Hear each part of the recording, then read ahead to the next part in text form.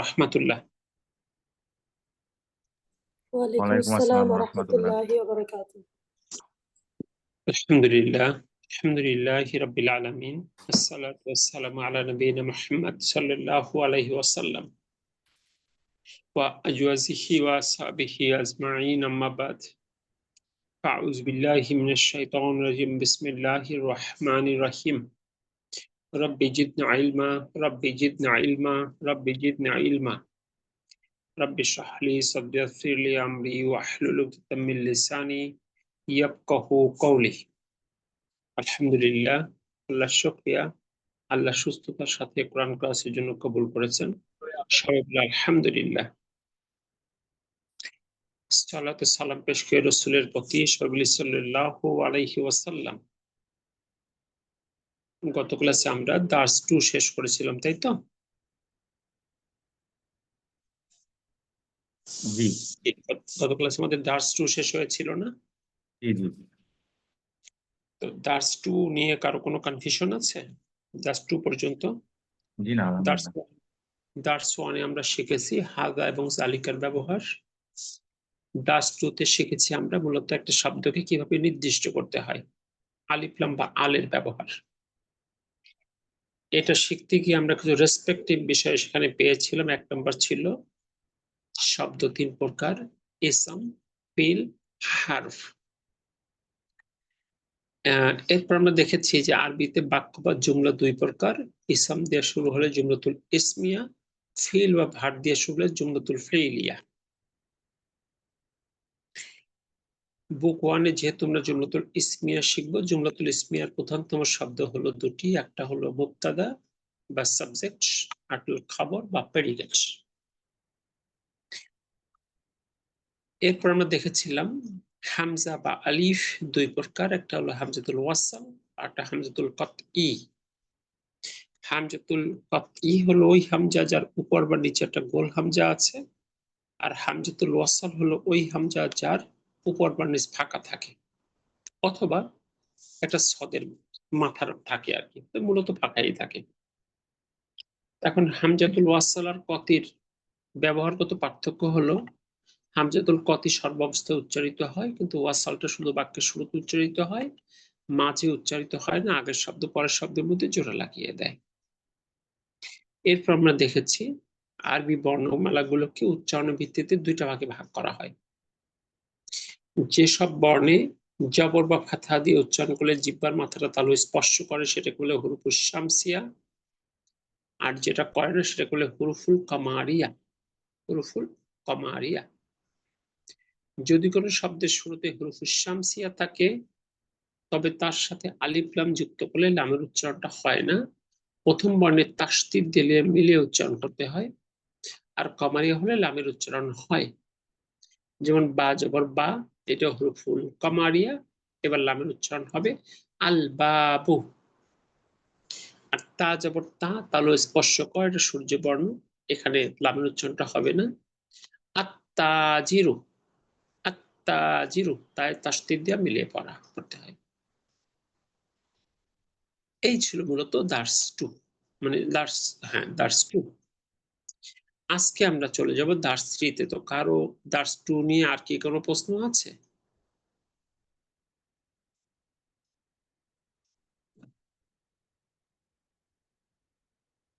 জি হ্যাঁ না, আলহামদুলিল্লাহ।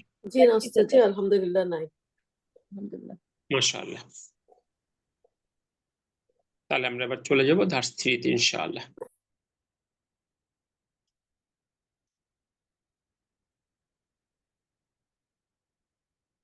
আমরা প্রথমে দার্স 3 শব্দগুলো দেখব। প্রথমে আছে, আমরা ডান কলামটা দেখি, সুকুন মানে বাজার। এরপরে সামাউন আকাশ, মিরহাদুন টয়লেট, ফাসলুন ক্লাসরুম, জামিয়াতুন বিশ্ববিদ্যালয়, ইলা দিকে, ফি মধ্যে, আল ইয়াবানু জাপান, আল হিন্দু ভারত, আল সরি হাকিবাতুন ব্যাগ, খরাজা সে বের হয়ে গিয়েছে। আমরা বাম কলমটা যদি দেখি, আইনা মানে কোথায়, গুরফাতুন হলো রুম, হাম্মামুন গোসলখানা, মাতবাখুন রান্নাঘর, মাদ্রাসাতুন বিদ্যালয়, আলা উপরে, মিন থেকে, আল ফিলিপিনো ফিলিপাইন, আসিনু সিন, সাআতুন ঘড়ি, যাহাবা সে গিয়েছে। দেখুন তো এখানে কোনো শব্দের উচ্চারণ নিয়ে কোনো কনফিউশন আছে কিনা? উপর এটা আরেকবার একটু বলবেন? উপরে হলো আলা, আলা মানে হলো উপরে, সামনে আছে ইলা মানে হলো দিকে, এরপর মিন মানে থেকে, ফি হলো মধ্যে।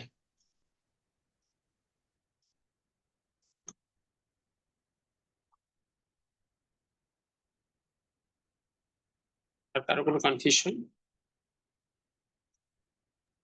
জি না, আলহামদুলিল্লাহ।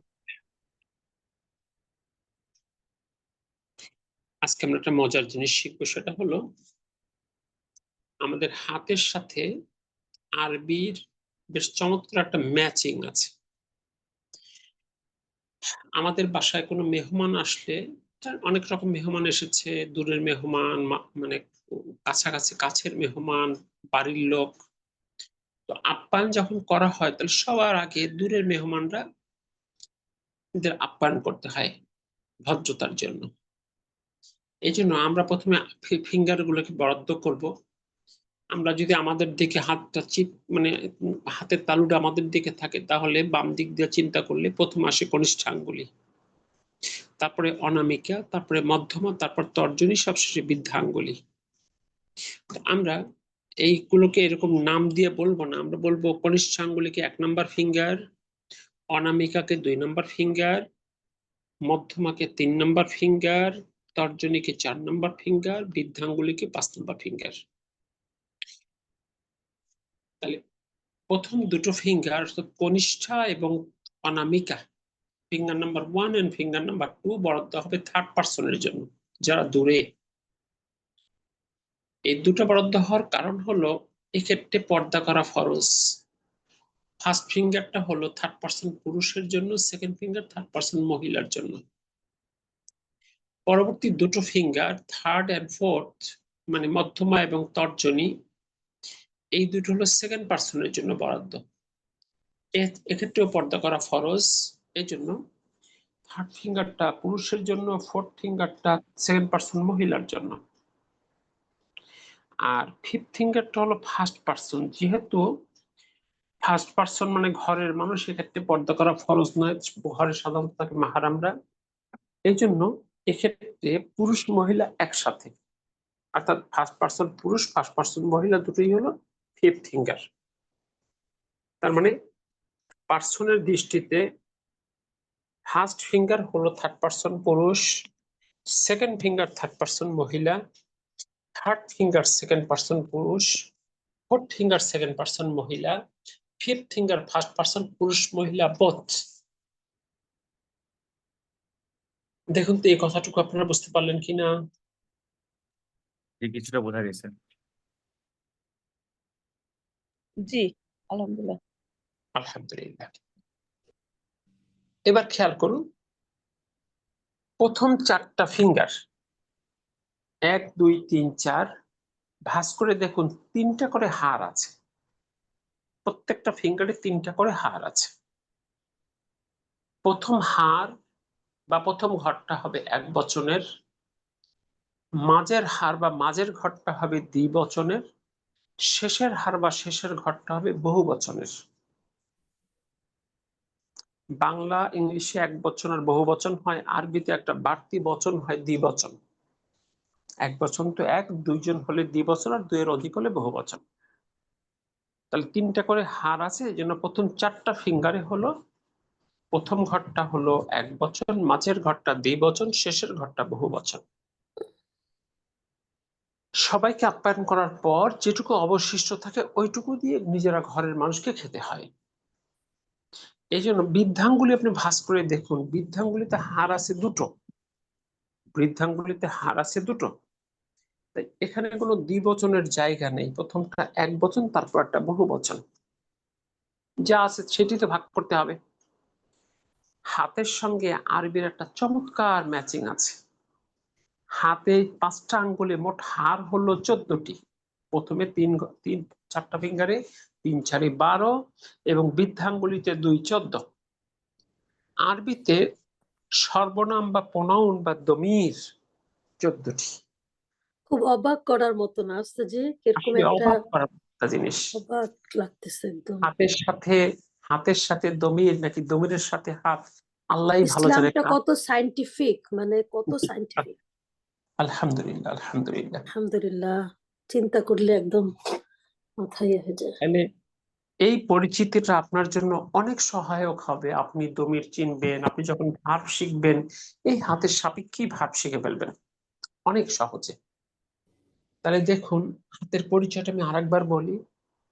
ফার্স্ট ফিঙ্গার 3rd পারসন পুরুষ, সেকেন্ড ফিঙ্গার 3rd পারসন মহিলা, থার্ড ফিঙ্গার 2nd পারসন পুরুষ, ফোর্থ ফিঙ্গার 2nd পারসন মহিলা, ফিফথ ফিঙ্গার 1st পারসন পুরুষ মহিলা বোথ।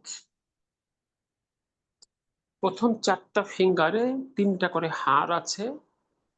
প্রথম হাড় বা প্রথম ঘরটা এক বচন, মাঝের হাড় বা মাঝের ঘরটা দ্বিবচন, শেষের হাড় বা শেষের ঘরটা বহু বচন। বৃদ্ধাঙ্গুলিতে 2টো হাড় আছে, প্রথমটা এক বচন, শেষেরটা বহু বচন। যেহেতু এখানে হাড় 2টা, এখানে কোনো দ্বিবচনের জায়গা নেই, এক বচন আর বহু বচন। এই 14টা হাড়ের সাপেক্ষে দেখুন 14টা দমির আছে বা সর্বনাম। কনিষ্ঠ আঙ্গুল থেকে শুরু করি। প্রথমে আছে হুয়া, হুয়া মানে হলো সে পুরুষ, মানে একজন। এরপরে হুমা, তারা পুরুষ 2 জন। হুম, তারা পুরুষ বহু বচন। এবার আমরা সেকেন্ড ফিঙ্গারে আসি। হিয়া, সে মহিলা একজন। হুমা, তারা মহিলা 2 জন। হুম, তারা মহিলা বহু বচন। এবার থার্ড ফিঙ্গারে আসি। আন্তা, তুমি পুরুষ এক বচন। আন্তুমা, তোমরা 2 জন, পুরুষ মানে দ্বিবচন। আন্তুম, মানে তোমরা পুরুষ বহু বচন। ফোর্থ ফিঙ্গার 2nd পারসন মহিলা, তার মানে আন্তি, তুমি মহিলা, মানে মহিলাকে অ্যাড্রেস করা হয় একজন, মানে এক বচন। আন্তুমা, তোমরা মহিলা দ্বিবচন। আন্তুন্না, তোমরা মহিলা বহু বচন। ফিফথ ফিঙ্গার আনা, মানে আমি এক বচন, পুরুষ মহিলা উভয়ের ক্ষেত্রে। নাহনু, আমরা বহু বচন, পুরুষ মহিলা উভয়ের ক্ষেত্রে। দেখুন তো হাত এবং এই দমির ধারণাটা সবার কাছে ক্লিয়ার হলো কিনা? আমার একটা কোশ্চেন আছে স্যার। এই বলুন। First finger second finger guest দিয়ে মেহমান দিয়ে যেরকম বুঝালেন, তো থার্ড আর ফোর্থ এরা কারা? এরা second part। আপনি প্রথম যেমন দূরের মেহমানদের আপ্যায়ন করবেন, এরপরে আচ্ছা। আপ্যায়নের হকদার হলো আপনার ঘরের নয় তবে কাছের মেহমান, আচ্ছা স্যার, এইটাই। এবং তাদের আপ্যায়ন করার পর যেটুকু অবশিষ্ট থাকবে সেটুকু বাড়ির মানুষ। আচ্ছা, 8 ঠিক আছে। পার্সেন্ট পর্দা ফরজ, এই জন্য ছেলে মেয়ে আলাদা। আপনি আপনার বাড়িতে মেহমান দাওয়াত দিয়ে যদি তাদেরকে একত্রিত ভাবে খাওয়ার ব্যবস্থা করেন, এই বেপর্দার জন্য যত পরিমাণ গুনাহ হবে সব পরিমাণ গুনার মালিক বা ভাগীদার কিন্তু আপনি হয়ে যাবেন, কারণ আপনি তাদেরকে একত্রে খাওয়ার আয়োজন করেছেন।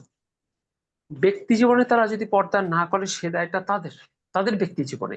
তো যেহেতু আপনি আয়োজক, এই আয়োজন দ্বারা এর গুনাহ আপনাকে বহন করতে হবে, মানে যেই সে আয়োজকটা হোক না কেন। তাহলে ফার্স্ট ফিঙ্গার 3rd পারসন পুরুষ, সেকেন্ড ফিঙ্গার 3rd পারসন মহিলা, থার্ড ফিঙ্গার 2nd পারসন পুরুষ, ফোর্থ ফিঙ্গার 2nd পারসন মহিলা, ফিফথ ফিঙ্গার 1st পারসন।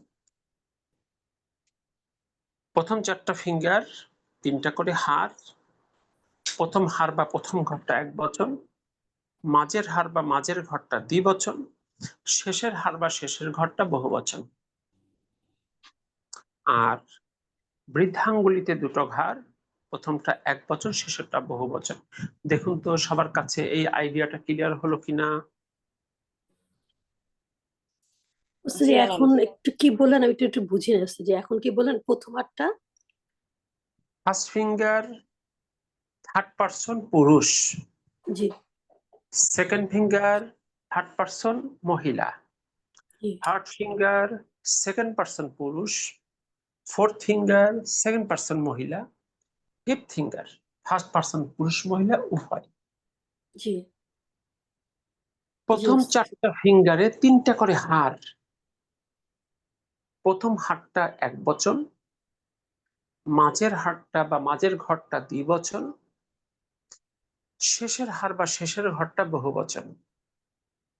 বৃদ্ধাঙ্গুলিতে দুটো হার, প্রথমটা হলো এক বচন, মাঝের শেষেরটা হলো বহুবচন। ওস্তাদ জি, ওই ভাইটা কি আজকে রেকর্ড করতেছে না? জি করতেছে। ও আচ্ছা, ঠিক আছে। আমরা একটা সুরের মাধ্যমে এটা মনে রাখতে পারি, কারণ সুর মানুষ খুব সহজে মনে রাখতে পারে। আমরা এভাবে বলতে পারি, হুয়া হুমা হুম, হিয়া হুমা হুন্না, হুয়া হুমা হুম, হিয়া হুমা হুন্না, আন্তা আন্তুমা আন্তুম, আন্তি আন্তুমা আন্তুন্না, আনা নাহনু, আনা নাহনু, হুয়া হুমা হুম, হিয়া হুমা হুন্না, হুয়া হুমা হুম, হিয়া হুমা হুন্না। আপনি যদি একটু ছোট্ট চর্চা করেন, দেখবেন আপনার একবারে সবগুলো দমির নিয়ন্ত্রণে চলে আসবে। দেখুন তো, উপরের টেবিলের সবগুলো কিন্তু আবার পৃথকভাবে অর্থটা দেওয়াই আছে, তবে আপনার ওইটা দেখার জরুরি না। আবার ফিঙ্গার গুলোর পরিচয় পাশের বক্সেও দেয়া আছে। আপনি যদি হাতটা বোঝেন, আপনি এর মিনিং নিজে থেকে বের করতে পারবেন। দেখুন তো, এই হাত বোঝেননি এরকম কেউ আছেন কিনা?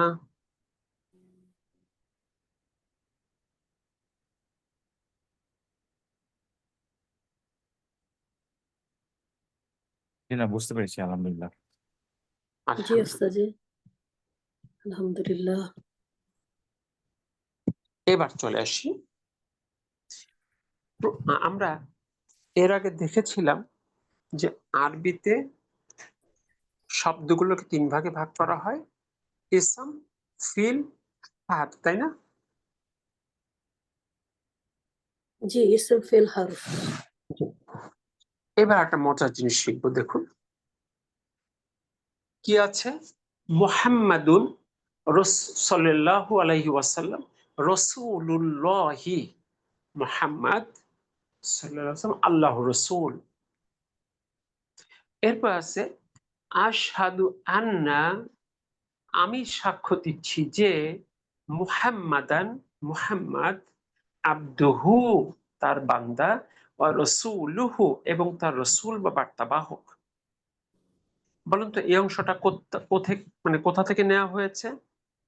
কালিমায়ে তাইয়্যিবা, আশহাদুল্লাহ ইলাহা মূলত এটাকে বলা হয় কালিমাতুশ শাহাদা, সাক্ষ্যদানের ও বাক্য। সরি জি ওস্তাদ জি, কালিমায়ে শাহাদাত, শাহাদা।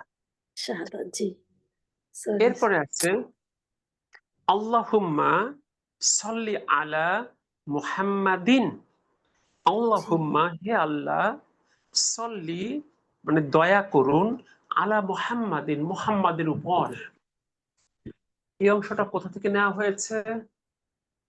দরুদ শরীফ। দুরূদ শরীফ। দূর থেকে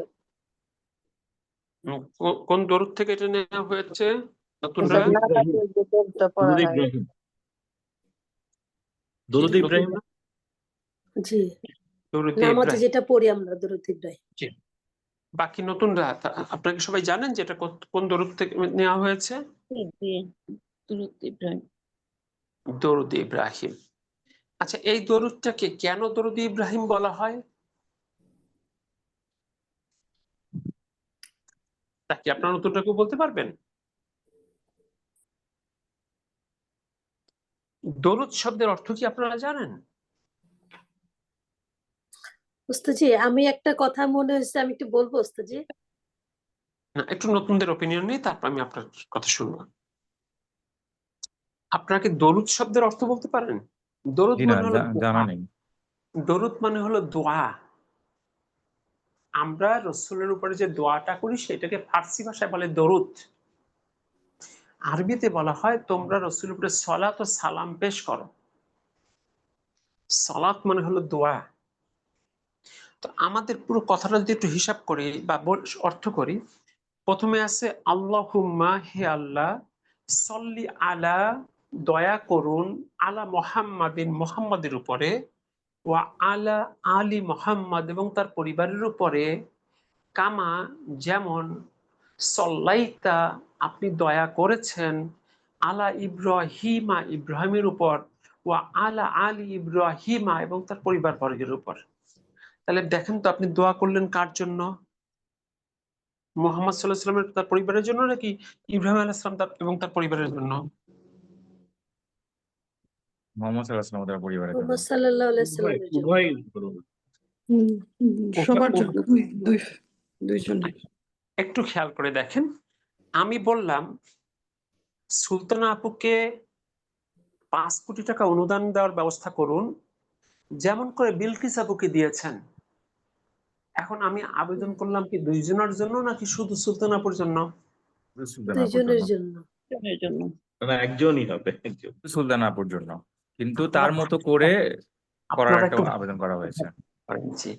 মানে একজন হলো উদাহরণ, তুলনা, যে গত বছর যে বিলকিস আপুকে 5 কোটি টাকা দিলে এই টাকাটা নিয়ে এসে আমেরিকা পালাই গেল, এরকম করে সুলতানা আপুকে 5 কোটি টাকা দেন। তাহলে এটা কি বলা হলো যে দুইজনকে 5-5 10 কোটি টাকা দেওয়ার ব্যবস্থা করেন? এটা কি বলা হলো? কানাডা, বেগমপাড়া, এক্ষুনি না। ভাষাটা বোঝার চেষ্টা করেন। তাহলে আমি মানে এই যে ডক্টর ইউনূসকে একটা আবেদন জানালাম কার জন্য? দুইজনের জন্য 5-5-10 কোটি, নাকি একমাত্র সুলতানাপুর জন্য 5 কোটি? আপুর জন্য। সুলতানা পূজা। বোঝার জায়গা আছে কিন্তু।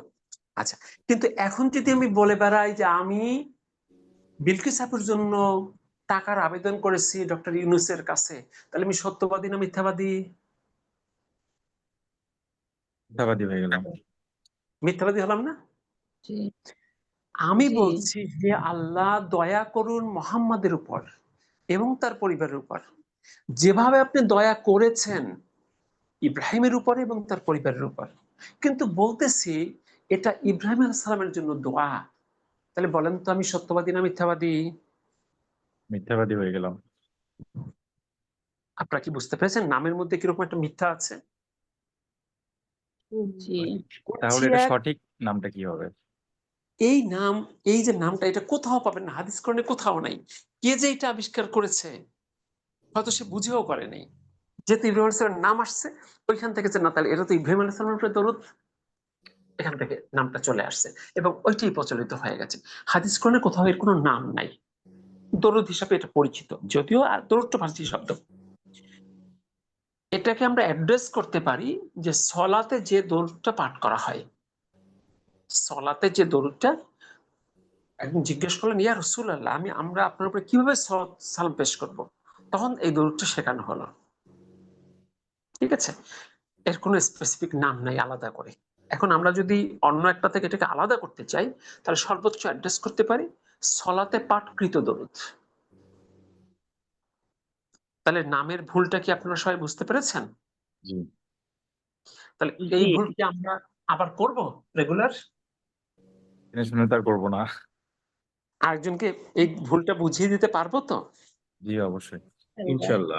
ইনশাআল্লাহ। খুব সূক্ষ্ম এক্সাম্পল দিয়ে না বোঝালে কিন্তু এই যে প্রচলিত ভুল, এটা কিন্তু বোঝানো যে কঠিন। অনেক কিন্তু খুব মানে ভুলকে মনে করে সঠিক, মানে ভুলের জগতে বাস করতে করতে একসময় ভুলকে সঠিক মনে হতে শুরু হয়। জি ওকে, আলহামদুলিল্লাহ। ওস্তাজি, আশা আমার করি এই যে ধারণাটা আমি একটু শেয়ার করবো ওস্তাজি। বলেন। ওস্তাজি, যে হযরত ইব্রাহিম আলাইহিস সালামের উপর এবং তার পরিবারের উপরে যেই আল্লাহ নিয়ামত গুলা দিছেন, অন্যান্য যে নবী বা রসুলরা ওনাদের কথা কিন্তু এখন পর্যন্ত অতটা হয় নাই। উনার যেমন ওনার সন্তানের ইসমাইল আলাইহিস সালাম, তারপর হাজেরা রাদিয়াল্লাহু তাআলা আনহা, উনি যে দৌড়াদৌড়ি করছেন, এটা প্রত্যেকটা উনি অনেক পছন্দ করছেন। তো এগুলা এখন পর্যন্ত এটা বর্তমান আছে। তো এইটার জন্য কি কোনো কিছু হয় যে আল্লাহ উনার কার্যকলাপ আল্লাহ অনেক পছন্দ করছেন, আবার উনার অনেক পরীক্ষা করছেন বেশি। তার জন্য মানে এখনো আমরা উনার এইগুলা বলি, এরকম কি কিছু? মানে বিষয়টা ওরকম না, বিষয়টা হলো রসুল সাল্লাল্লাহু আলাইহি ওয়াসাল্লাম এভাবে তার প্রতি দোয়া করতে শিখিয়েছেন। তার পিতা ইব্রাহিমের নামের সাপেক্ষে দোয়া করতে শিখিয়েছেন আমাদের। রসুল সাল্লাম ইব্রাহিম আলাইহিস সালামের সন্তান না?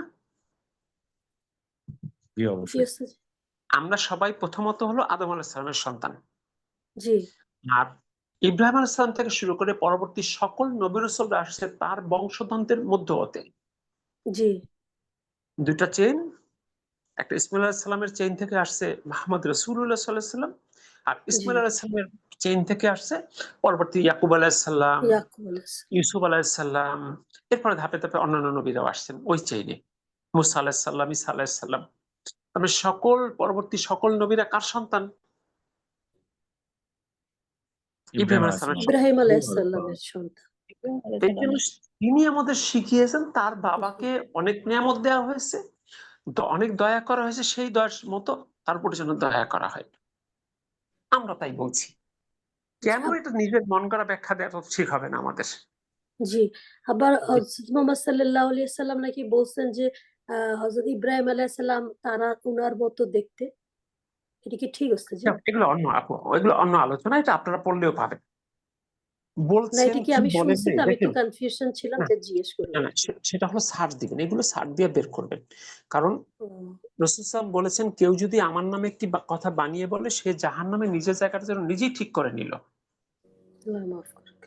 এই জন্য যে কোনো বিষয় যদি কনফার্ম হন সেটা আপনি বর্ণনা করেন, আর যদি কনফার্ম না হন সেটা চেক করুন, ক্রস চেক করুন। জি, ইনশাআল্লাহ। জি, তাহলে যে আসি মূল জায়গায়, এবার আলোচনা আসি। এটা একটা প্রচলিত ভুল, আশা করি আপনাদের মাঝে মানে আপনার কাছে বিষয়টা ক্লিয়ার হয়েছে, আলহামদুলিল্লাহ। ইনশাআল্লাহ। এবার তিনটা বাক্যে খেয়াল করুন। প্রথম বাক্যে আছে মুহাম্মাদুন, দ্বিতীয় বাক্যে আছে মুহাম্মাদান, তৃতীয় বাক্যে আছে মুহাম্মাদিন। একই শব্দ তিনটে রূপে আসলো কিনা? জি, জি তাহলে এটার কারণটা কি, এটা আমাদের এবার খোঁজা দরকার।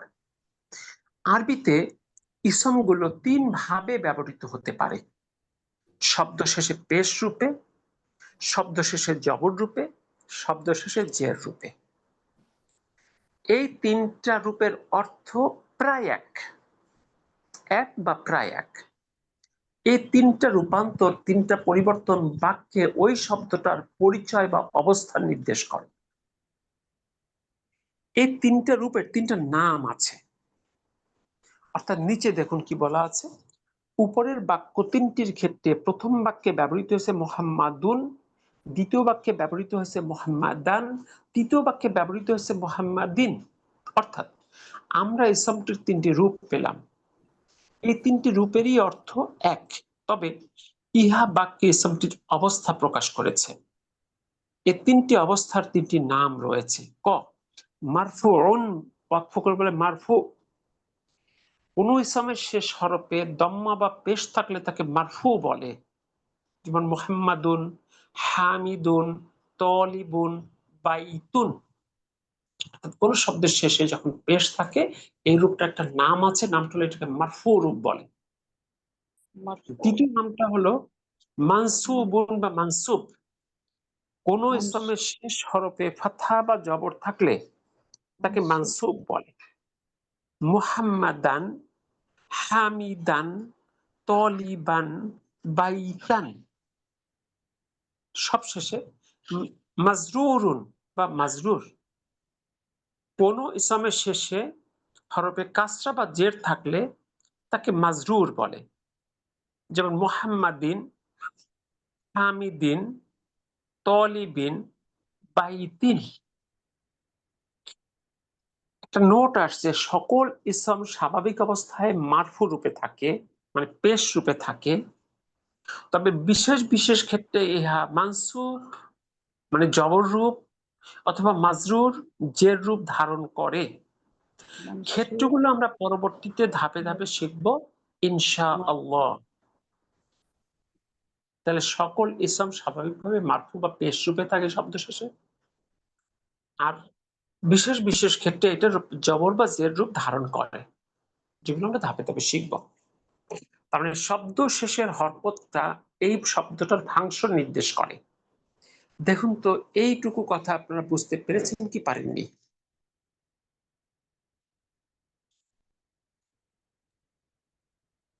স্যার আমার একটু কোশ্চেন আছে, পরে করব নাকি? না, করেন, অসুবিধা নেই। আম, উম, মানসুব যেটা জবর, যেমন জি। মুহাম্মাদান, এখানে একটা এক্সট্রা আলিফ আসছে। আমার দুইটা কোশ্চেন, তার একটা হচ্ছে এটা এক্সট্রা যে একটা আলিফ আসছে, আচ্ছা। এখানে কি আমাদের টানের কোনো কিছু আছে ব্যাপার? না, এখানে হলো এটা একটা রাইটিং রুল। কোন ইসমের শেষে যখন দুই জবর হয় তখন একটা বাড়তি আলিফ আসে, এর দ্বারা উচ্চারণের কোনো প্রভাব নাই, এটা শুধু রাইটিং রুল। পরে আচ্ছা এটা বিস্তারিত আসবে। তবে যদি আমরা ওয়াকফ করি, ওয়াকফ করার তেলাওয়াতের ক্ষেত্রে ওয়াকফ করাটা নিয়ম শিখেছেন, কোন শব্দের শেষে দুই জবর থাকে তারপর আলিফ থাকে, ওয়াকফ করলে এক জবর বাদ দিয়ে এক আলিফ টেনে পড়তে হয়, সেটা হলো আমার পদ্ধতি, ওয়াকফ নিয়ম। কিন্তু আচ্ছা স্বাভাবিকভাবে এই আলিফটাকে বলা হয় রাইটিং রুল। আচ্ছা। আরেকটা কোশ্চেন হচ্ছে, এই যে মারফু মানসুব মাজরুরের বেলায় যেটা নিয়মটা শিখলাম, সেটা কি দুই জবর নাকি এক জবর হলেও হবে? হতে পারে দুই জবর, হতে পারে এক জবর। মূলত আচ্ছা পেশ থাকলে সেটাকে মারফু বলে, জবর থাকলে সেটাকে মানসুব বলে, জের থাকলে সেটাকে মাজরুর বলে। আচ্ছা, ঠিক আছে, জি আলহামদুলিল্লাহ, থ্যাংক ইউ। জি।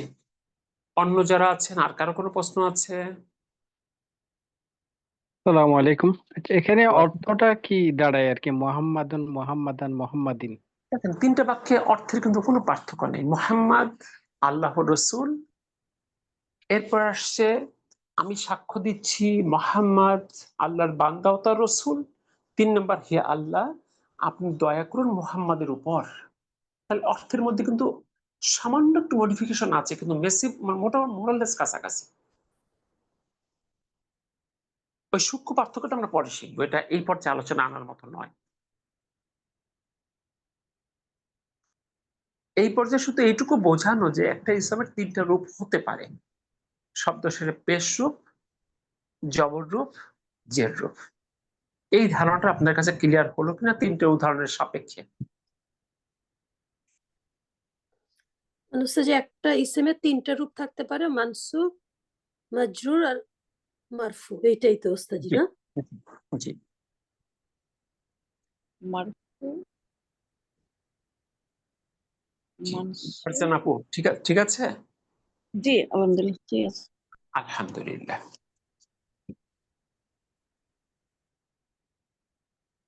মামুনুর রশিদ, ঢাকা, শুনতে পাচ্ছেন আমাকে?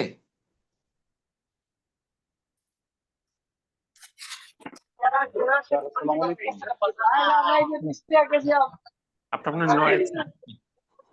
আমি রাস্তায়, তো এই জন্যই সাউন্ড অফ। ঠিক আছে, ঠিক আছে, নয়েজ আছে, ঠিক আছে। ওকে, আলহামদুলিল্লাহ। এরপর আমরা 4 নাম্বার দেখি। 4 নাম্বার কি বলা আছে? আমরা শব্দের মধ্যে পেলাম ফি মানে মধ্যে, ইংলিশে বলবো আমরা ইন, আলা উপরে মানে অন, ইলা দিকে মানে টু, মিন থেকে মানে হলো ফ্রম। এই শব্দগুলোকে হারফুজার বলে। হারফুজার ইংরেজি হলো জি, আরেকবার প্রিপোজিশন। বলবেন। ফি হচ্ছে ইন আর আলা অন, অন। ইলা হলো টু মানে দিকে, আর হলো মিন হলো থেকে বা ফ্রম। ইংলিশে শব্দগুলো প্রিপোজিশন। প্রিপোজিশন। প্রিপোজিশনের আরবিটা হলো হারফুজার। এই শব্দগুলো বলে হারফুজার। হারফুজারের পর কোন ইসম বা নামবাচক শব্দ বসলে তার শেষে কাসরা বা জের হয়, অর্থাৎ ইহা মাজরুর হয়। এই প্রথম আমরা একটা মাজরুরের ব্যবহার পেলাম। এই জন্য এখন আমি যদি বলি হারফুজার, আপনারা বলবেন ইসম মাজরুর।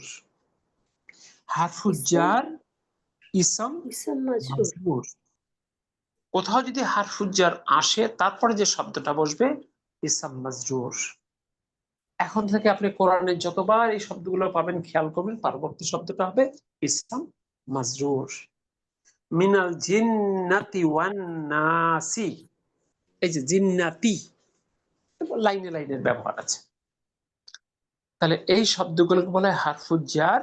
তাহলে আমরা মনে রাখার জন্য বলবো হারফুজ জার ইসম মাজরুর।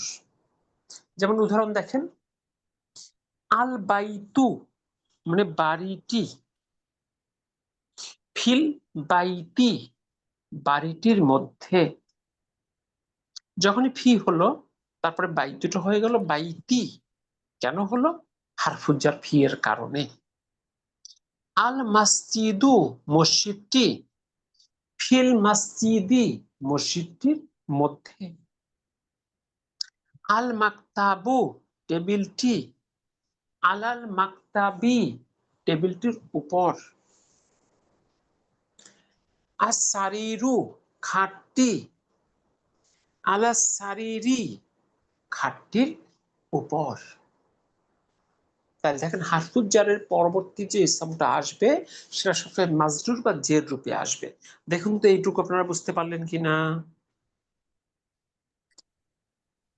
স্যার আমার একটা কোশ্চেন আছে। বলেন। এই যে হারফুজার যেটাকে আমরা প্রিপোজিশন বললাম, এইখানে কি এটা মনে করতে পারি যে এর সাথে কনজাংশনও আছে? না আপু, এই পর্যায়ে আমরা অ্যাডভান্স চিন্তা না করে সহজ করে চিন্তা করি। কনজাংশন আর একটা জিনিস, এটা আমরা সব পরে শিখবো ইনশাআল্লাহ। কনজাংশন আসবে না, হারফু আত সেটা আলাদা করে শিখবো ইনশাআল্লাহ। হারফুজ জার হচ্ছে প্রিপোজিশন না? জি। ওকে।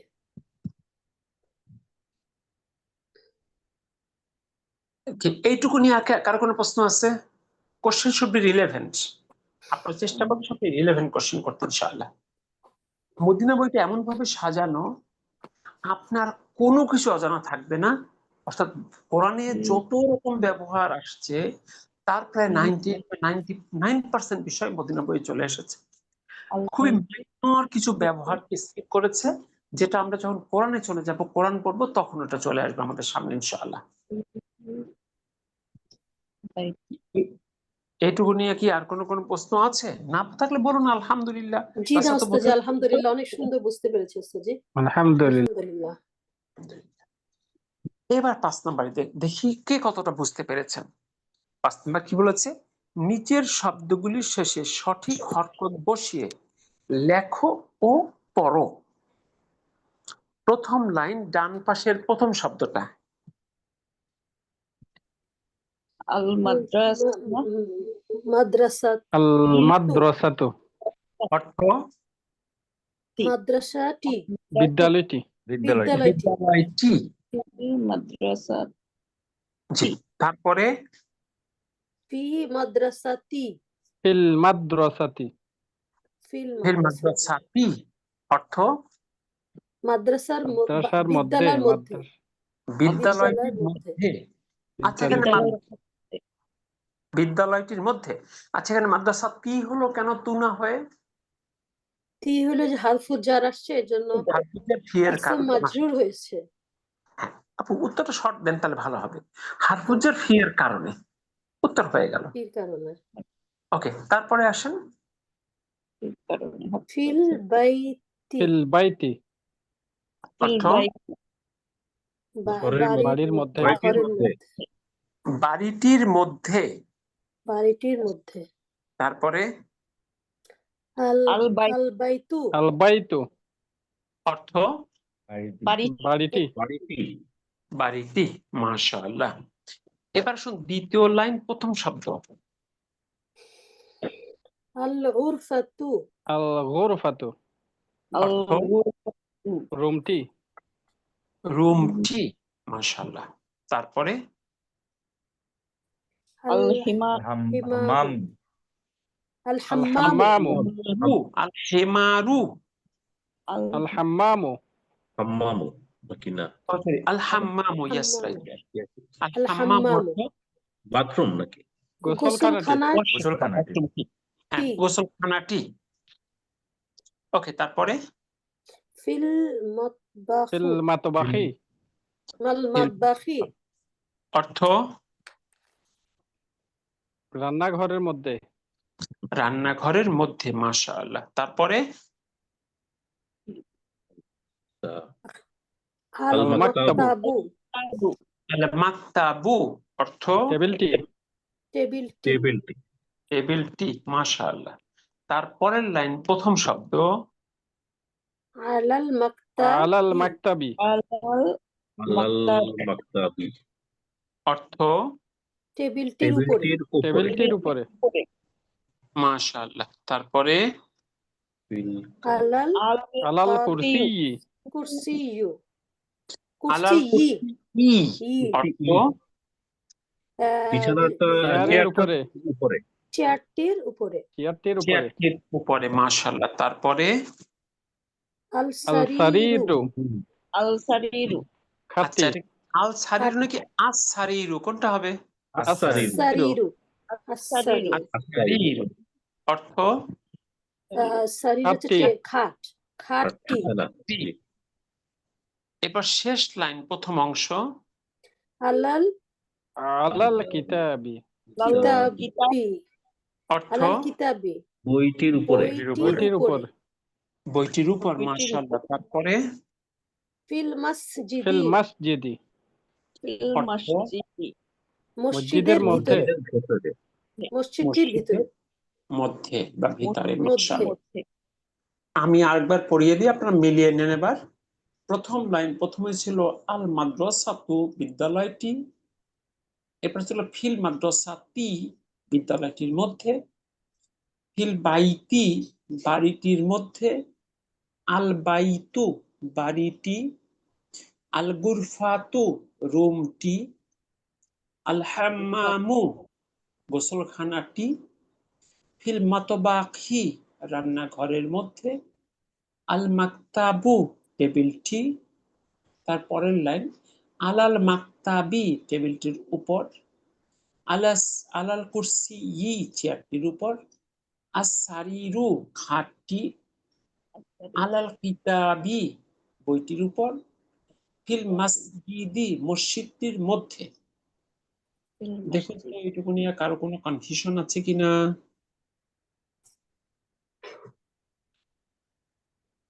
কি ফারজানা আপু ঠিক আছে? জি আলহামদুলিল্লাহ। আলহামদুলিল্লাহ। কেউ যদি না বোঝেন আর প্রশ্ন না করেন, তাহলে আমার পক্ষে কি বোঝা সম্ভব আপনার না বোঝার বিষয়টা? জি না ওস্তাদজি এই জন্য কারো কোনো কনফিউশন থাকলে কোনো লজ্জা পাবেন না, প্রশ্ন করবেন। আর যারা রিভিউ মেম্বার আছেন, আপনারা পড়ায় অংশগ্রহণ করবেন না, মিউট করে একা একা পড়বেন। কিন্তু কোথাও যদি কোনো কনফিউশন থাকে, কোশ্চেন থাকে, নির্দ্বিধায় করবেন। তবে খেয়াল করবেন কোশ্চেনটা যেন অবশ্যই লেভেল অনুযায়ী হয়। এরপর আসুন নাম্বার 6। সাধারণত পুরুষবাচক নামের শেষে 2 দম্ম বা 2 পেশ হয়। মুহাম্মাদুন 2 পেশ, খালিদুন 2 পেশ, হামিদুন 2 পেশ, ইয়াসিরুন 2 পেশ, আম্মারুন 2 পেশ, সাঈদুন 2 পেশ, আলিয়ুন 2 পেশ। অর্থাৎ পুরুষবাচক নামগুলোর শেষে সাধারণত 2 পেশ হয়, কিন্তু স্ত্রীবাচক নামের শেষে হয় 1 পেশ। আমিনাতু 1 পেশ, জাইনাবু 1 পেশ, ফাতিমাতু 1 পেশ, মারিয়ামু 1 পেশ, আয়েশাতু 1 পেশ, খাদিজাতু 1 পেশ, সাফিয়াতু 1 পেশ, রুকাইয়াতু 1 পেশ। তো এখানে যেহেতু মেয়েরা একটু মানে একটু দুর্বল হয়, এই জন্য লোডটা একটু কমিয়ে 1 পেশ দেওয়া হয়েছে। দেখেন ভাষার সাথে শরীয়তেরও মিল আছে। পিতার সম্পদের মেয়ে যা পায়, ছেলেরা তার দ্বিগুণ পায়, কিংবা ছেলেরা পায়, মেয়েরা তার অর্ধেক পায়। আচ্ছা, আপনারা কি মনে করেন এর দ্বারা কি ইসলাম মেয়েদের ঠকিয়েছে? জি না ওস্তাদজি জি না।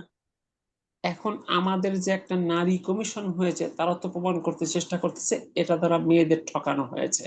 কিংবা যারা ইসলাম নামধারী, ইসলাম বিদ্বেষী, মুসলিম নাম দেয় মুসলিম, কিন্তু আসলে মনে মনে তারা ইসলাম বিদ্বেষী, এরা কিন্তু এইটাকে অনেক হাইলাইট করে। তাহলে আমাদের খুব শক্ত অবস্থান এবং স্ট্রং লজিক থাকা দরকার এটা এক্সপ্লেন করার জন্য। আমি আপনার একটা উদাহরণ দিই, এটা উদাহরণ দিয়ে আপনারা যে কোনো কাউকে লজিক্যালি আপনার ব্যাখ্যা দিতে পারবেন। ধরুন কোনো একজন পিতা, তার দুটি সন্তান, একটি ছেলে একটি মেয়ে, সে 3 লক্ষ টাকা রেখে মৃত্যুবরণ করেছে, মানে মারা গেছে। এখন মানে শরিয়ার রুল অনুযায়ী ছেলে পাবে 2 লক্ষ টাকা, মেয়ে পাবে 1 লক্ষ টাকা। এই পর্যায়ে আপাত দৃষ্টিতে যাদের অন্তর্চোখ খোলা নয় তারা ভাবতে পারে মেয়েদের মনে হয় এখানে ঠকানো হয়েছে। তো এর পরের ধাপটা দেখি। কয়েকদিন পরে মেয়ের এক জায়গায় বিয়ে হয়েছে, সে বিয়েতে মেয়ের দেনমোহর পেয়েছে 1 লক্ষ টাকা, এবার মেয়ের হলো 2 লক্ষ টাকা। ছেলেও এক জায়গায় বিয়ে করেছে 1 লক্ষ টাকা দেনমোহরের বিনিময়ে, সে ওই মেয়েকে 1 লক্ষ টাকা দেনমোহর দেওয়ার পরে তার হাতে থাকলো 1 লক্ষ টাকা। এবার বলেন তো সম্পদ কার কম আর কার বেশি? মেয়ের বেশি, ছেলের কম। এবার কিন্তু মেয়ের হাতে 2 লক্ষ, ছেলের হাতে 1 লক্ষ। এবার আসে, মেয়েদের কি কোনো আর্থিক রেসপন্সিবিলিটি ইসলাম দিয়েছে? তার শরীর মানে পরিবারের দেখভাল করতে হবে, তার পরিবারের ভরণ পোষণের দায়িত্ব নিতে হবে, এরকম কোনো দায়িত্ব কি ইসলাম কোনো মেয়েকে দিয়েছে? জি না। না। যদি কেউ উইলিংলি করে সেটা তার জন্য সাদাকা হবে, কিন্তু এই ছেলের পুরো সংসারের দেখভালের দায়িত্ব আছে কিনা? জি আছে। ওই বোন যদি ডিভোর্সি হয়, ওই বোন যদি বিধবা হয়, ওই বোন যদি বেড়াতে আসে, ওই বোন যদি মারা যায়, ভাগনা ভাগ্নি সবার দায় দায়িত্ব ভাইয়ের উপরে বর্তায় কিনা? আত্মীয় স্বজনের দেখভালের দায়িত্ব, তাদের আত্মীয়তা করার দায়িত্ব ছেলের উপর বর্তায় কিনা? মেয়ের কি ইসলাম জি। কোনো আর্থিক দায়িত্ব চাপিয়ে দিয়েছে? জি না। না।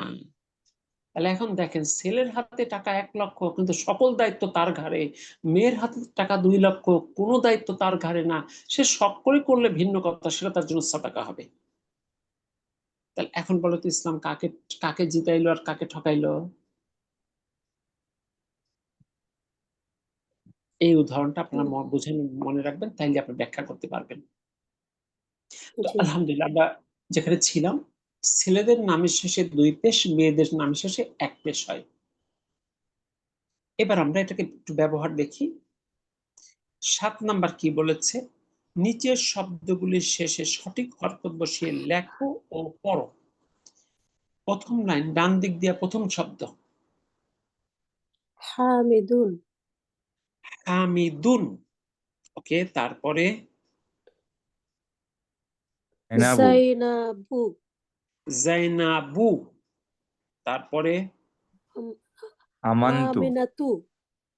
আমিনাতু, আমিনাতু আমিনা, তারপরে আম্মারুন। আম্মারুন, আম্মার, তারপরে সায়াদুন। সাইদুন সাইদুন। সাঈদুন, মানে সাঈদ, তারপরে আচ্ছা, সাইদুন। ফাতমাতু। ফাতিমাতু। ফাতেমা, মাতগুলো ফাতিমাতু। খেয়াল করুন, ফাতেমাতু, জি। ফাতেমা, তারপরে মারিয়ামু। মারিয়ামু। মারিয়ামু, মারিয়াম, দ্বিতীয় লাইন আলিয়ুন। আলিয়ু। আলিয়ুন। আলিয়ুন, ছেলেদের নাম 2 পেশ, আলী, তারপর খালিদুন। খালিদুন। খালিদুন, খালিদ, তারপরে আব্বাসুন। আব্বাসুন। আব্বাস, তারপরে আব্বাস। আইশাতু। আইশাতু। আয়েশা, আইশাতু। তারপরে মুহাম্মাদুন। মুহাম্মাদুন। মুহাম্মদ। মুহাম্মদ, তারপরে সফিয়াতু। সফিয়া। সাফিয়া। সাফিয়া, মাশাআল্লাহ। কি আমি ওস্তাদ আরেকটা, এটা সাফি? সাফিয়াতু, সাফিয়া, সাফি ইয়া। সাফিয়াতু, জি, তারপরে সাফিয়াতু। খদিজাতু খাদিজাতু। খাদিজাতু। জি, খাদিজা, সাফিয়াতু।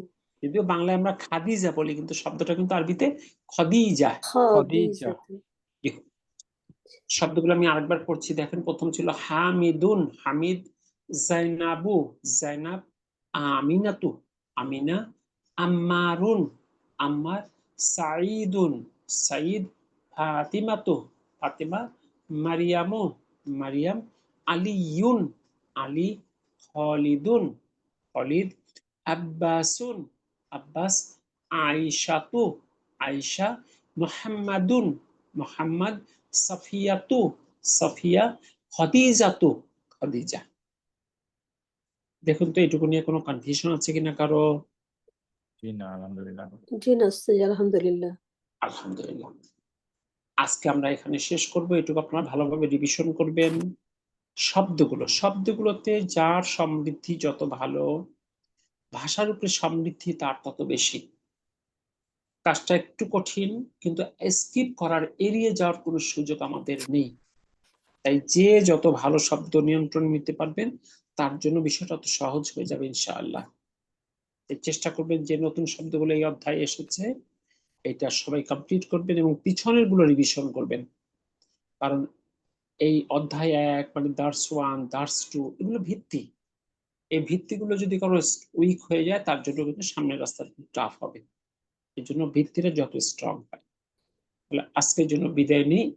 আল্লাহ বাঁচিয়ে রাখলে আবার দেখা হবে আগামী মঙ্গলবার, বাংলাদেশ টাইম রাত 9টা, ইউকে টাইম বিকাল 4টা, ইউএসএ টাইম সকাল 11টা, ইনশাআল্লাহ।